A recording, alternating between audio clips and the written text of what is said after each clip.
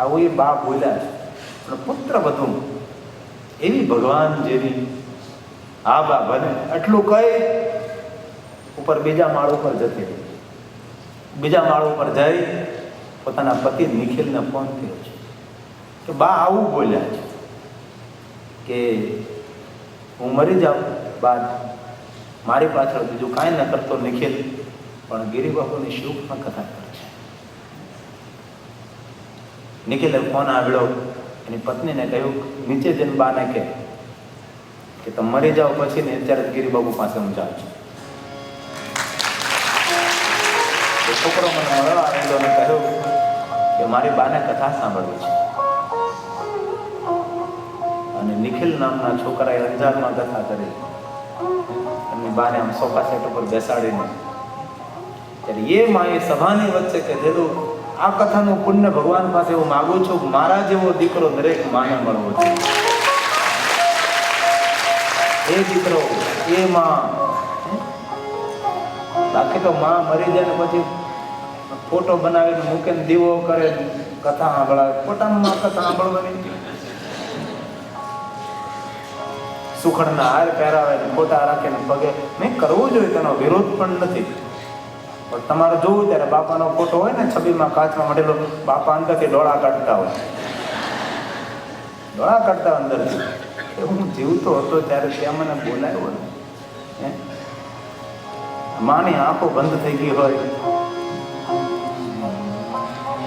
તેથી માતા પિતાના મૃત્યુ થાય ને પછી કોઈ આ વસ્તુ કરવાની જરૂર નથી. જીવિત માતા પિતા હોય એની ખૂબ સેવા ખૂબ રાજી હોય. તેથી મારા યુવાન ભાઈઓને મારી પ્રાર્થના જગતનું મોટામાં મોટું કોઈ પિતૃ તર્પણ હોય તો તમારા જીવન ચરિત્રથી તમારા મા બાપ રાજી હોવા જોઈએ. એનાથી મોટો કોઈ પિતૃ યજ્ઞ નથી. એ માં પોતપોતાની માતાને વંદના કરે. તું કિતની अच्छी है તું કિતની प्यारी है भोली भाली है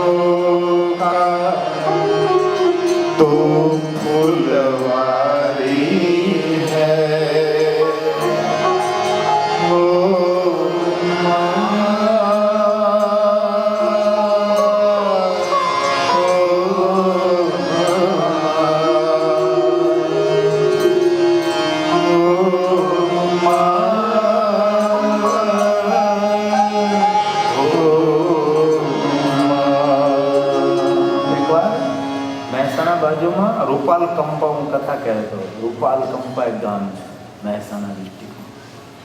કંપા એ કચ્છ કડવા પાટીદારોના નાનકડા ગામડા છે તેને કંપા કહે. એમાં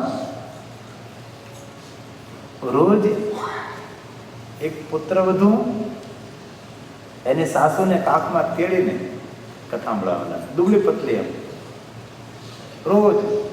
તો મેં એકવાર કથામાંથી જોઈજો મેં કીધું તો વૃદ્ધમાજીને કોઈ બેન કાખમાં તેડી કથા કરતા કરતા તો હું બોલ્યો નહીં, પણ જરૂર મને આવું કોઈ દ્રશ્ય દેખાણ. કથા પૂરી કરીને હું ગાડી લઈને જતો હતો કે વૃદ્ધમાજીને આમ ગળી ગયેલી ડોશીભાઈ ઉંમર પાકી ગઈ, બહુ વૃદ્ધાવસ્થા હતી.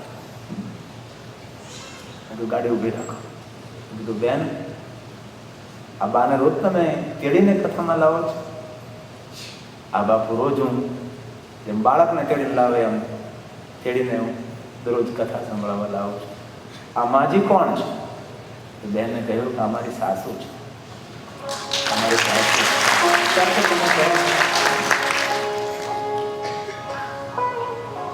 આવી પુત્ર વધુને ભગવાન ફળે, મોટીને નહીં નાનીને ફળે. બીજી એક ઘટના ઘણીવાર મેં કહ્યું આજ તક એનો વાત કરી મેં ચેન્નાઈ કથા કરવા ગયેલા કચ્છ કડવા પાટીદારમાં. મારે કચ્છ કડવા પાટીદારના 2 છોકરાઓ છે. આજની તારીખે હજી તેના ઘરમાં નિયમ છે કે રોજ સવારમાં નાહી ધોઈને એકદમ પવિત્ર બની ભગવાનની પૂજા નહીં એના મા બાપની પૂજા કરે છે. સુંદર મા બાપને બેસાડે, પછી માતા પિતાની આરતી ઉતારે, સવારમાં રોજ આરતી ઉતારે, માતા પિતાની પરિક્રમા કરે. બંને છોકરાઓ એકલા નહીં, સાથે પુત્ર વધુ પણ. અને પછી પરિક્રમા કરી રોજ સવારમાં પોતાના માતા પિતાને દંડવત પ્રણામ કરે છે.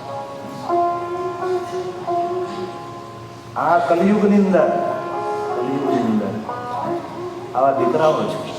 આ અમને તો સમાજમાં વિહાર કરીએ, સારું પણ જોવા મળે, નબળું પણ જોવા મળે. એ જ્યારે ચેન્નાઈ કથા હતી મદ્રાસની અંદર, એ જ્યારે મેં જોયેલું મારી નજર સામે, ત્યારે મારી પણ આંખો ભરાઈ ગઈ. વાહ વાહ, આવા દીકરાઓ તો ઠીક છે, મા બાપની પરિક્રમા કરે, આરતી ઉતારે.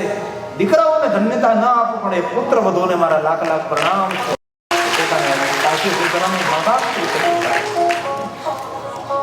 આવી માનસિકતા આપણે ઊભી કરવાની છે.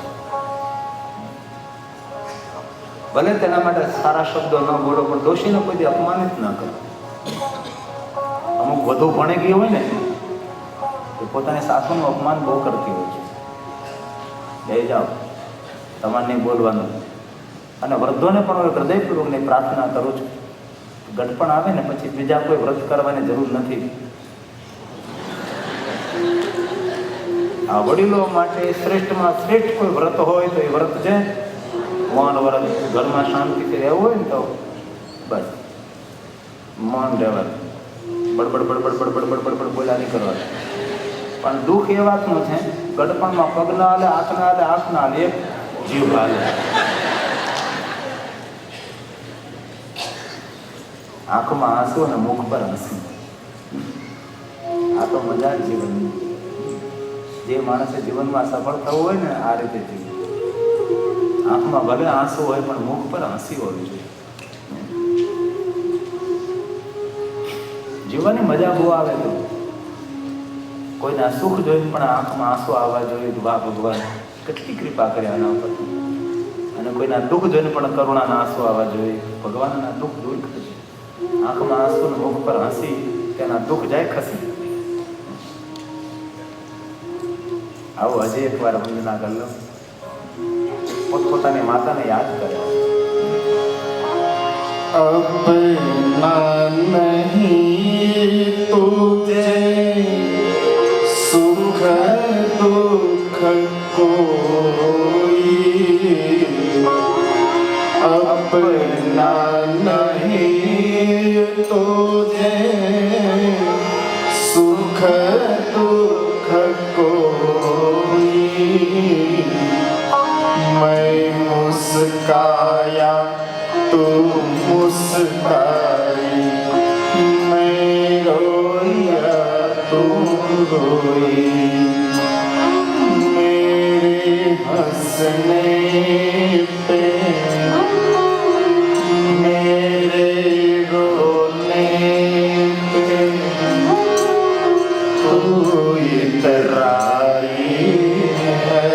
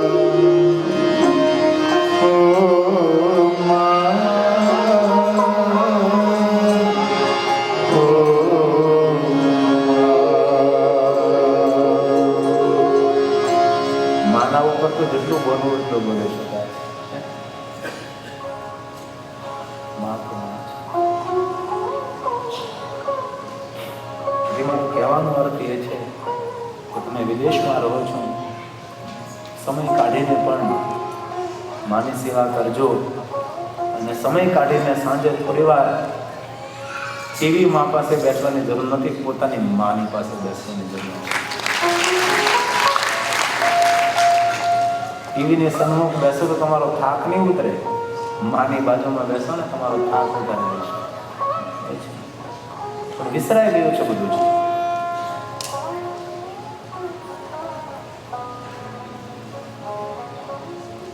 બદ્રીનારાયણથી થોડે દૂર જાઓ, વ્યાસ ગુફા, ગણેશ ગુફા અને ત્યાં ભીમ પુલ છે. આપ સૌ ગયા છો. માં સરસ્વતીનું બધું સ્થાન છે. ભીમપુલને ભીમપુલ તેટલા માટે કહેવામાં આવે છે કે 5 પાંડવો જ્યારે સ્વર્ગમાં જતા હતા ત્યારે માં સરસ્વતીને સામે પાર જવાનું હતું, ત્યારે ભાઈઓએ કહ્યું કે ભીમ તો બહુ બળવાન છે, કાંઈ તો કર. એ પથ્થર હતો, ભીમે ધક્કો મારે, પથ્થર આડો પડ્યો, પુલ બની ગયો અને તે પુલનું નામ રાખવામાં આવ્યું ભીમપુલ. આજે પણ તમે જાઓ તો એ પુલનું નામ તો ભીમપુલ જ છે. અને ભીમપુલ ત્યાં પાર જાઓ, થોડા પહાડથી નીચે ઉતરો અને સીધો રસ્તો જાય છે. ત્યાં લખેલું છે સ્વર્ગમાં જવાનો માર્ગ, એટલે કોઈને જવું હોય તો ત્યાંથી જવાય છે.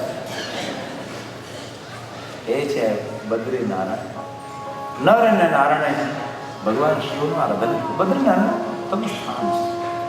પવન મંદ સુગંધ